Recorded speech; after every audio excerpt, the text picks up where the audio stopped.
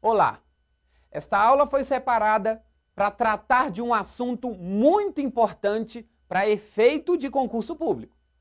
Num concurso público, o examinador não pensa duas vezes em colocar uma questão que trate sobre fontes do direito administrativo. Professor, o que são fontes do direito administrativo? Por que fontes? Conjunto de modos pelos quais o direito administrativo é formalizado. A palavra fonte significa de onde surge. Então, quando nós trabalhamos o assunto fontes do direito administrativo, estamos falando do surgimento do direito administrativo. Quais são as fontes do direito administrativo? Vamos começar aqui pela primeira. É norteado o direito administrativo pela lei, que é a fonte primária. Aqui nós temos a lei, fonte primária. E vamos ficar com essa, né, professor? Sim, é a fonte primária. Todas as demais que nós ainda vamos trabalhar são fontes secundárias. A lei é fonte primária. Ótimo. Mas como é que funciona isso, professor? Simples. O ordenamento jurídico brasileiro que nós adotamos é o direito positivo. O direito positivo que se difere do direito consuetudinário. No direito positivo, vale o que está escrito. Por exemplo, ninguém pode me acusar de crime, sendo que o crime não foi tipificado. O crime não existe porque não está presente na lei. Se não está presente na lei, nós não podemos afirmar que eu cometi um crime.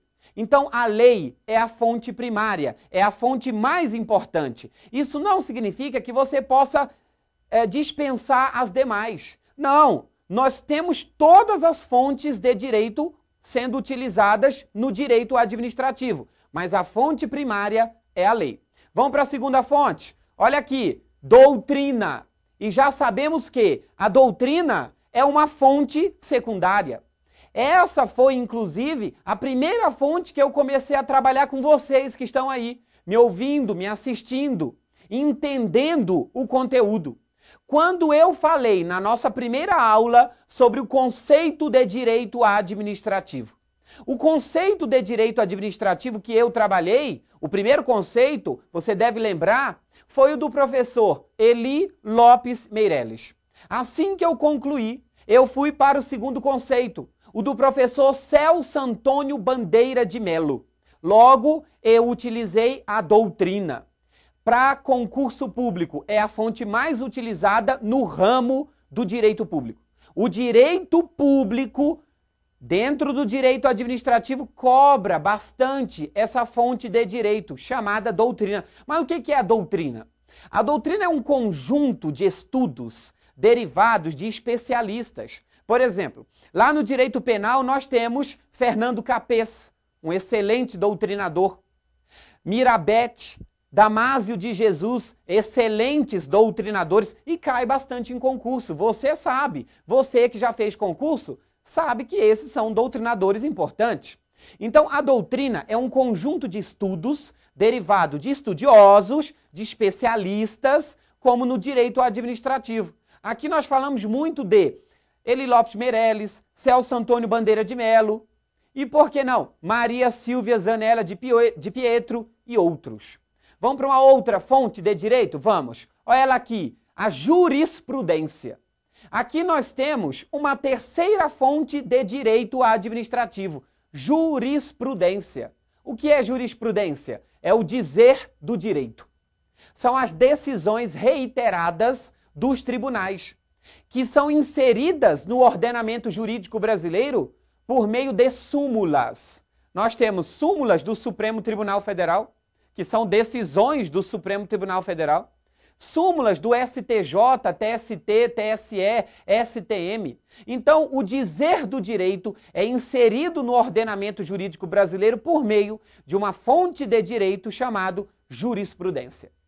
Outra fonte, temos aqui o costume. O costume é fonte secundária, assim como a jurisprudência, assim como a doutrina, porque você já sabe que a fonte primária é a lei. O costume é uma fonte secundária. Nós utilizamos, professor? Sim. Por exemplo, lá na lei de introdução do Código Civil está escrito: o juiz, em caso de omissão da lei, se utilizará de analogia, costumes e princípios gerais do direito, em caso de omissão da lei. Vamos fechar então essa aula com a última fonte de direito administrativo, que é esta: princípios gerais do direito.